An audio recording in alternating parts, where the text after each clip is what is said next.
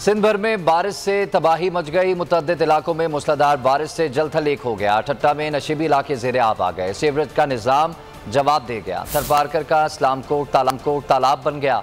बारिश का पानी दुकानों और मकानों में दाखिल हो गया। टंडवाला यार और शिकारपुर में भी तूफानी बारिश के बाद जगह जगह पानी जमा।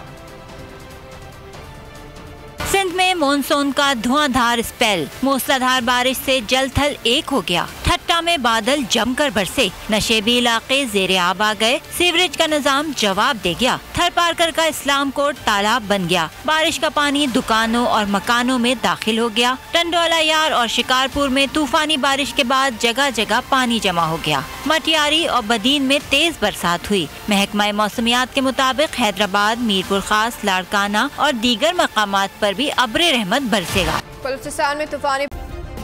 सब्सक्राइब करें और बेल दबाएं ताकि कोई खबर रह न जाए।